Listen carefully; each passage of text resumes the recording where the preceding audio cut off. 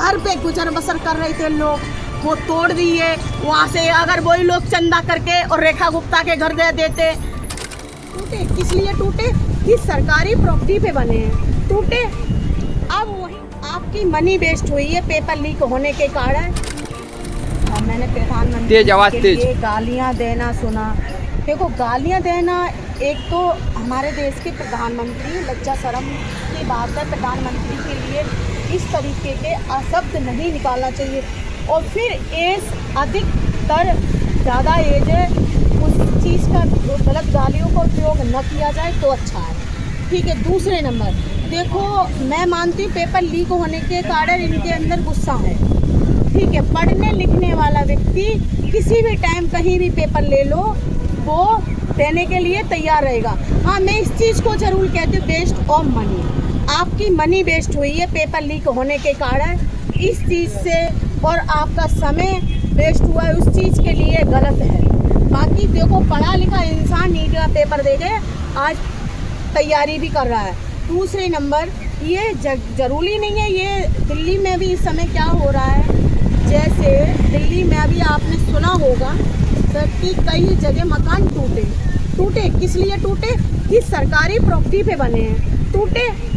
अब वहीं पे सरकारी प्रॉपर्टी पे बने मकान टूटे इसलिए कि वहाँ से एक चंदा होके इकट्ठा जाता है सरकार के लिए, वो जाता तो नहीं तोड़ते वो। क्यों? कि मैं बताती हूँ, आज सरकारी प्रॉपर्टी पे प्राइवेट स्कूल बने हैं, उनकी 65 हज़ार फीस है 3 महीने की। वो प्राइवेट स्कूल में सरकारी प्रॉपर्टी पे बने हैं। जो आरक्षण था, चाहे अदर जाति के लिए, चाहे जनरल के लिए एक EWS कैटेगरी थी, और SC वालों के लिए SC कोटे से थे। 25% वो स्कूलों में गरीब के बच्चे लिए जाते थे। आज वो कोटा रेखा गुप्ता ने ख़त्म करा दिया। जो यहाँ के रेखा गुप्ता के पास, यहाँ के GA बोलते उनका, तो उनके पास लाखों करोड़ों रुपए स्कूलों से इकट्ठा होके गया और वो वहाँ पे भर दिया गया, EWS कैटेगरी ख़त्म करा दी। अब प्राइवेट स्कूल ख़त्म तुम इस तरीके से करा रहे हो गरीबों के लिए। गरीब के बच्चे पढ़ेंगे तो पढ़ेंगे क्या? आप इस चीज़ को मसला कोर्ट में लेके गए। कोर्ट में जज साहब ने, मुझे सुनवाई में आया, जज साहब ने कहा कि आप ये कोटा ख़त्म करा जाएगा EWS का। आप बताओ, गरीब के बच्चे कहाँ पढ़ेंगे? सरकारी स्कूल आप ख़त्म कर रहे हो। प्राइवेट में 25% थे, हमारे 10 बच्चे में से एक तो बच्चा पढ़ लेता, 4 बच्चे होंगे तो क्या पता हमारे बच्चे का एक का लग के पढ़ लेता अच्छे से, लेकिन वो भी तुम ख़त्म कर रहे हो। ये क्या है? या तो उठा के सारे स्कूल बंद कर दिए जाए प्राइवेट, और या जैसे सरकारी प्रॉपर्टी तुमने वहाँ तोड़ी है तो यहाँ भी तोड़ना चाहिए। सरकारी प्रॉपर्टी तुमने बिजनेस करने को दे दी, क्योंकि तुम्हारे घर पैसा जाता है, पैसा नहीं जाता तो तुम उसको तोड़ती क्यों नहीं रेखा गुप्ता? ये रेखा गुप्ता के लिए सवाल है, दिल्ली सरकार के लिए। मैं यहाँ के शिक्षा मंत्री के पास भी गई, मैंने ये सवाल किया, मैंने कहा सर, ये सरकारी प्रॉपर्टी पे बना हुआ है, आप 8वीं से बच्चों को कैसे स्कूल से बाहर कर सकते हैं? इस चीज़ से मेरी उनसे बहस हुई थी, मेरे पास वीडियो भी पड़ी हुई है, मैं दिखा भी सकती हूँ दावा से, ठीक है। आपने जो के नहीं, ऐसा कुछ नहीं है, हम नहीं जानते, ख़त्म हो गया, ख़त्म। एक तरफ तुम स्कूल में तुम ये सब करा रहे हो, सरकारी प्रॉपर्टी पे बिजनेस करा रहे हो एक तरफ, और एक तरफ तुम क्या कहते हैं, सरकारी प्रॉपर्टी पे घर बने तो वो तोड़ रहे हैं, क्योंकि वो गरीब आदमी है, अपने जीवन की गुजर बसर कर रहा है, वहाँ से तुम्हारे लिए पोटरी भर के पैसे नहीं जा रहे हैं। कारण ये है और कोई कारण नहीं है। तो ये दोहरी मानसिकता सरकार की मुझे समझ में नहीं आ रही है। मैं गाली नहीं दूंगी किसी को, न मैं देना चाहती हूँ, लेकिन ये दोहरा चरित्र है। सरकार ने दोहरा चरित्र दिखा के ये गलत किया। पहले हमें हिंदू मुसलमान करके बांटा, फिर हमें अब जातियों में बांट दिया। जातियों में बांट के अमित शाह ने लॉलीपॉप खुद खा रहे हैं। ये चीज़ हमारे सामने नहीं चलेगी। हम सब हिंदू भाई भाई हैं और इस देश में कोई बंटने का नहीं है। हम सबके साथ है, सबके साथ रहेंगे, ठीक है। हम बेशक राजपूत हो जाति से, लेकिन हमें पहले हमारे हिंदू भाई बहन सब एक हैं। हमें इस जाति से कोई मतलब नहीं है, हम किसी जाति से नफरत नहीं करते, सबको भाई मानते। लेकिन जो सरकार ने दोहरा चरित्र दिखाया, आज वही सरकार को, मोदी जी को उन्हीं के जात के लिए मरे थे ना, वही जात वाले गालियाँ दे रहे हैं। हम नहीं दे रहे इस चीज़ को। उन्होंने हमारे पीठ पे खंजर मारा था, हमारी बनाई हुई सरकार ने, हमारी नींव रखी हुई सरकार ने, आज उन्हीं के पीठ पे खंजर लग रहा है। सहन करो।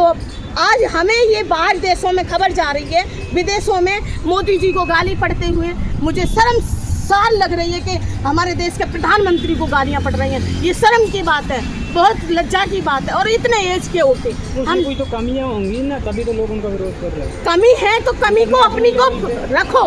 मैं कहती हूँ इस चीज़ का हकदार हो, कमी को रखो।